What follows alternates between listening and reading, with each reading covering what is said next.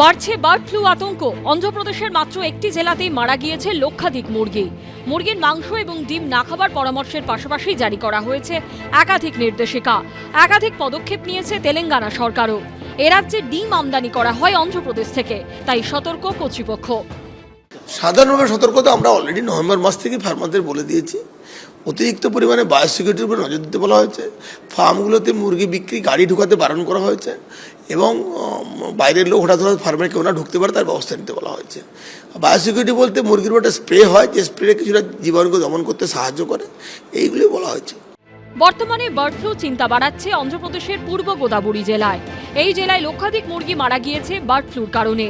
ওই এলাকায় মুরগির মাংস এবং ডিমের উপর নিষেধাজ্ঞা জারির নির্দেশ দিয়েছেন পি প্রশান্তি। কয়েকদিন মুরগির মাংস এবং ডিম না খাবার পরামর্শ দেওয়া হয়েছে সাধারণ মানুষকে। সংক্রমণ রুখতে জেলার একাংশে 3 মাস ধরে বন্ধ রাখা রয়েছে পোল্ট্রি। পরিযায়ী পাখিদের মাধ্যমে সংক্রমণ ছড়ানোর আশঙ্কা থাকায় বাড়তি সতর্কতা নেওয়া হচ্ছে। সংক্রমণ রুখতে তৈরি করা হয়েছে বিশেষ মেডিকেল ক্যাম্প। মানবদেহে এই সংক্রমণ ছড়াচ্ছে কিনা তা দেখতে তৈরি 65টি টিম। বার্ড ফ্লু মোকাবিলায় একাধিক পদক্ষেপ নিয়েছে তেলেঙ্গানা সরকারও। অন্ধ্রপ্রদেশ থেকে মুরগি আমদানি বন্ধ করতে সীমানায় তৈরি করা হয়েছে 24টি চেকপোস্ট। সমস্ত জেলা শাসককে সজাগ থাকার নির্দেশ দিয়েছে প্রশাসন। অরিত্রিক ভট্টাচার্যের রিপোর্ট, এবিপি আনন্দ।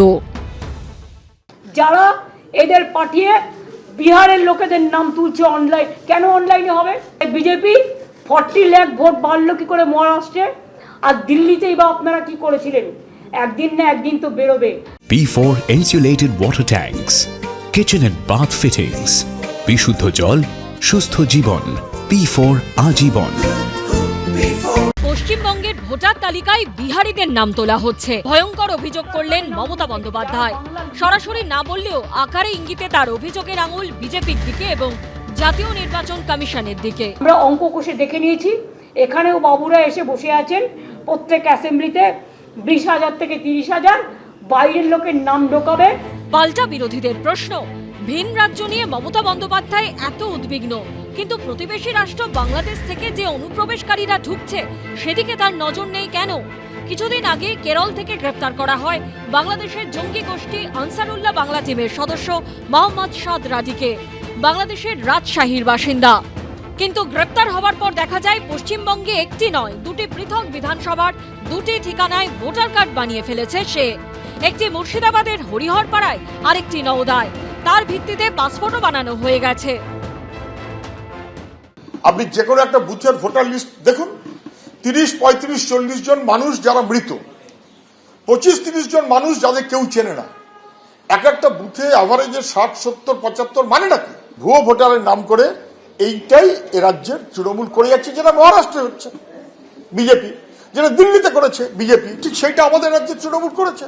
বিভিন্ন রাজ্যে যারা ধরা পড়ছেন বাংলাদেশি জঙ্গি, তাদের সমস্ত পশ্চিমবঙ্গে ভোটার আছে এবং এর সূত্রপাত হয়েছে আনসারুল বাংলার যে 7 শেখ ধরা পড়েছিল হরিহরপাড়া থেকে, যে খাজেরি মাদ্রাসা চালিয়েছে 1.5 বছর, সেইখান থেকে সূত্রপাত।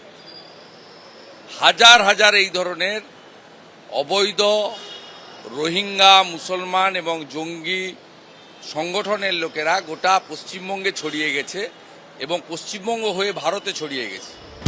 2024-এর 18 সেপ্টেম্বর কর্ণাটকের চিত্রদুর্গ থেকে 6 জন বাংলাদেশিকে গ্রেপ্তার করে পুলিশ। ধৃতদের কাছ থেকে উদ্ধার হয় পশ্চিমবঙ্গের ঠিকানায় জাল ভোটার কার্ড তৈরি করেছে তারা। আমি 1-2 দিনের মধ্যে আমার এলাকায় মিটিং ডাকছি এবং আমি নিজেই ইলেকশন কমিশনের যে অফিসার আছে আমাদের ওখানে, সেখানে গিয়ে পরিষ্কার বলবো এবং চিঠি দিয়ে জানাবো যে একটাও ভোটার উইদাউট ভেরিফিকেশন হবে না, অনলাইন হবে না, একটাও হবে না। যদি হয় তাহলে কিন্তু তার জন্যে মানুষকে নিয়ে বিক্ষোভের রাস্তায় যাব, পরিষ্কার কথা। আমরা ওই দিল্লি হরিয়ানা করতে দেবো না পশ্চিমবঙ্গে। আর এখানেই প্রশ্ন উঠছে জেলা প্রশাসনের ভূমিকা নিয়ে, তাদের নজরদারি নিয়ে, কর্মপদ্ধতি নিয়ে।